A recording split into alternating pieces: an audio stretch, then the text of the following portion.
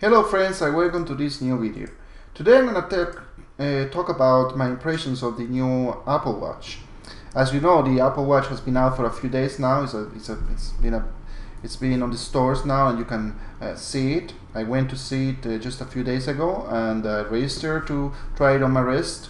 And one of the Apple employees put it on my wrist and let me try it out. And I have to say, it looks beautiful. It looks really nice on the wrist. It's also extremely light. I was really surprised. I was expecting something heavier, but it's so light that that's probably the best point that I can find of the watch.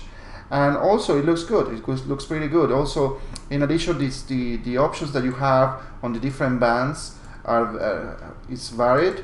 Okay, so you have a lot of bands to choose from, and it's really nice.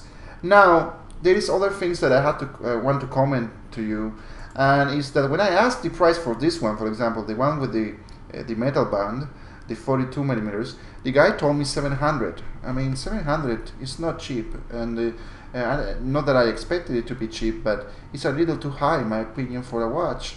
Although of course it's a special watch, it's really like a phone. It has all the ingredients of the iPhone, but still I found the price was a little high. Now, when the guy told me that the one with gold cost $10,000, and you can see it here, coming all the way here, honestly, I laughed and especially because the layer of gold that you see on the watch is almost not almost cannot see it, especially because that layer of gold is mostly facing the side on your wrist, so it's like touching your skin and not visible. So I thought that, wow, $10,000 is like the cost of a cheap car for this watch. Is it really justifiable? What do you think? Maybe you can, with $10,000 you can buy a really nice Rolex, and maybe even one with diamonds. So it's kind of crazy, I think, to ask that much for a watch, but I guess this is just for an elite amount of people. So that's fine. The other thing I had to say is that if you're a guy, you definitely need to buy the 42 millimeters, the bigger version, because otherwise it would be too small on your wrist and it's not gonna look good, in my opinion. And of course, if you are a girl, definitely or most likely you are gonna need the smaller version unless you have a bigger wrist. Okay.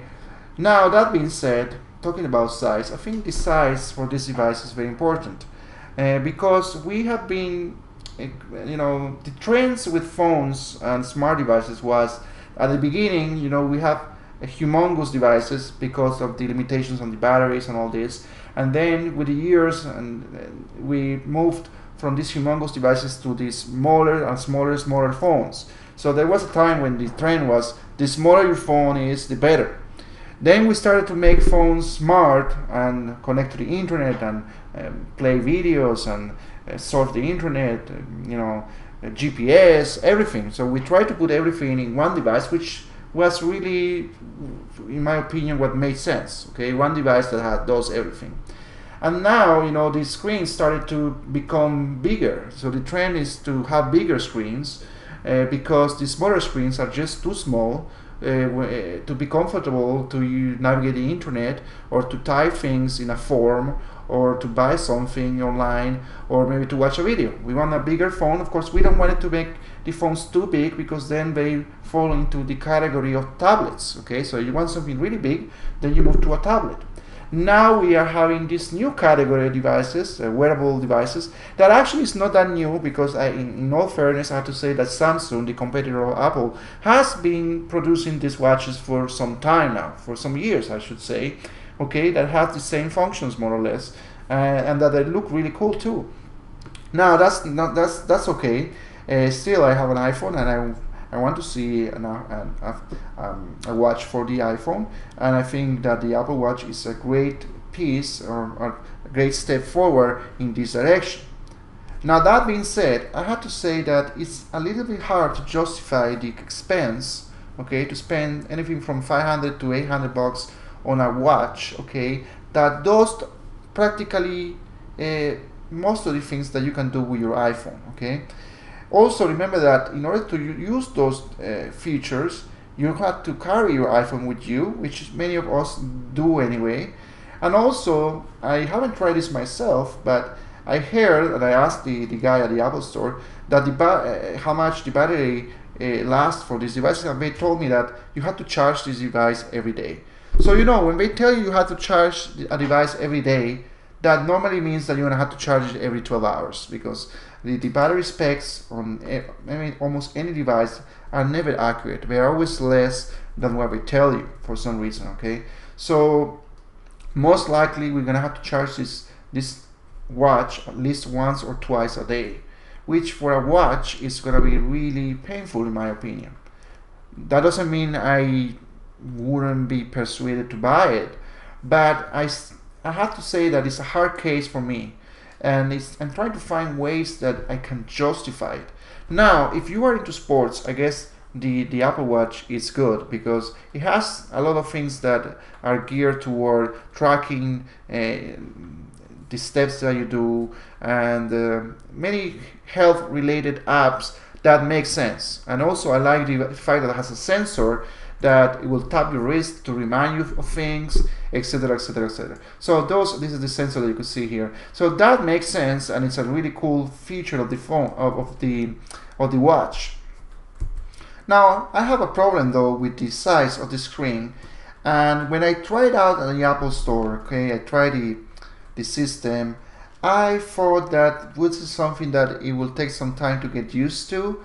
And at the same time, I thought, do I want to get used to it? You know what I mean?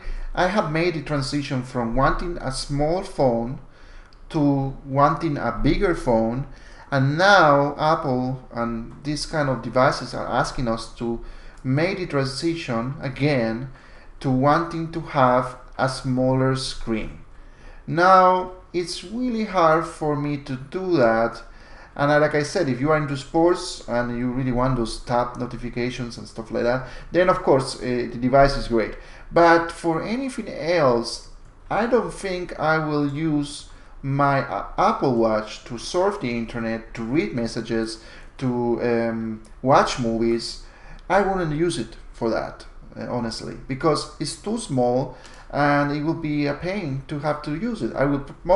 I think 99% of the time I would take out my iPhone, which I had to have anyway to use the Apple Watch for other things, and look it there.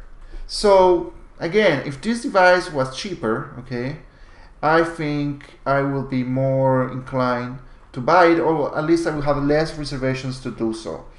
But still, I think the price is kind of steep, and the functionalities are really mostly the same that you have in your iPhone. And I don't know if I will be able to get used to this tiny screen. 42mm is tiny, I mean, for anything but looking for the time. Which brings me to that other thing, about looking at the time, which I have to say it looks really nice, okay, on the phone. So if you want a very fancy watch, okay, then I think the Apple Watch is really a good option. Yet, for all the reasons I just talked to you about in this video, I'm still on the fence on buying it, and I probably will wait for version 2 or version 3, where the battery probably will last longer, and where probably maybe the size of the phone or the watch itself, I'm kind of predicting it will increase, because it's too small to really do many of the things that you want to do with it, at least in my opinion. Well, please guys, let me know what you think. This is the most important part. I really am anxious to know what you think about the Apple Watch. Do you think you will have any problems adapting to it? Do you want it? And do you think it's too expensive, or do you think the price is reasonable? Which model will you buy? You will buy the cheapest one, or you will buy the ones that are a little more fancy? Please let me know, and let's share these impressions, and thank you so much for watching.